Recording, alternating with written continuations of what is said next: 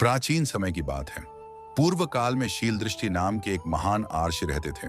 वे कठोर ब्रह्मचर्य का पालन करते हुए अपना पूरा जीवन तप और साधना में बिताते थे। समय बीतता गया और आर्षि शील दृष्टि वृद्ध हो गए।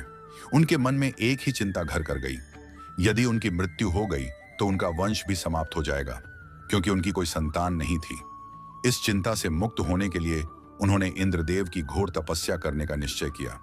वर्षों की कठोर साधना के बाद इंद्रदेव प्रसन्न होकर उनके सामने प्रकट हुए और बोले, ऋषिवर, मैं आपकी भक्ति से प्रसन्न हूं। आप जो चाहें वरदान मांग सकते हैं। ऋषि ने कहा, हे इंद्रदेव, मुझे ऐसा पुत्र दीजिए जो तेजस्वी हो और जिसकी आयु दीर्घ हो। इंद्रदेव ने विनम्रता से उत्तर दिया, मुनिवर, ऐसा वरदान केवल देवों के देव महादेव ही दे सकते हैं।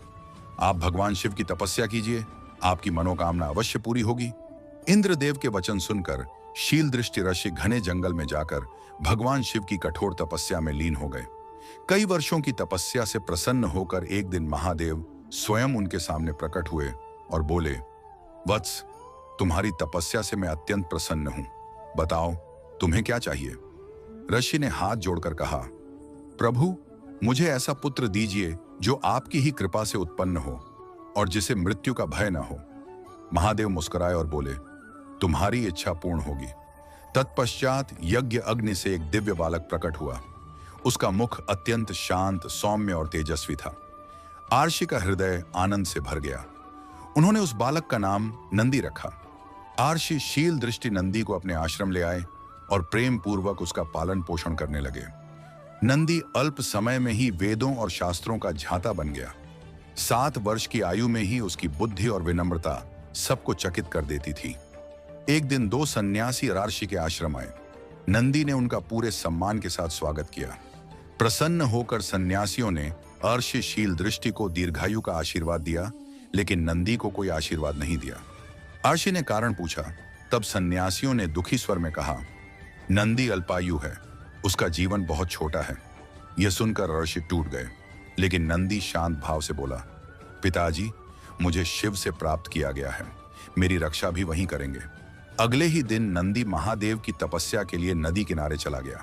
नंदी की भक्ति से प्रसन्न होकर भगवान शिव प्रकट हुए।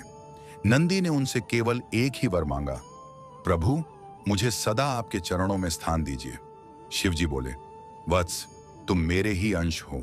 आज से तुम अमर हो और मेरे गणों के अध्यक्ष बनोगे। इस प्रकार नंदी शिव के परम गणाध्यक्ष बने। समय बीतता गया। एक गांव में शंभू नाम का एक गरीब किसान रहता था। वह भगवान शिव का अनन्य भक्त था। उसके पास मोती नाम का एक बैल था, जो उसके लिए परिवार जैसा था।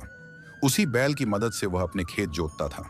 गांव में हरिया नाम का एक व्यक्ति था, जो शंभू की सफलता से ईर्ष्या करता था। उसने मोती को जहर दे दिया। मोती की मृत्यु से शंभू टूट गया और शिव मंदिर में फूट फूट कर रोने लगा।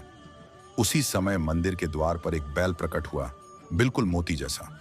शंभू ने इसे भगवान शिव की कृपा मान लिया। यह बैल असाधारण था। उसकी सहायता से खेतों में भरपूर फसल हुई। हरिया ने फिर से षड्यंत्र रचा, लेकिन इस बार वह स्वयं पकड़ा गया। भयभीत होकर उसने अपने अपराध स्वीकार कर लिए। गांव वालों ने उसे दंडित किया। शंभू ने अपनी बेटी कस्तूरी का विवाह धूमधाम से किया। वह और उसका परिवार उस दिव्य बैल को भगवान शिव का आशीर्वाद मानकर जीवन भर उसकी सेवा करते रहे। कहानी की सीख, सच्ची भक्ति कभी व्यर्थ नहीं जाती। ईर्ष्या का अंत विनाश है और विश्वास का फल चमत्कार।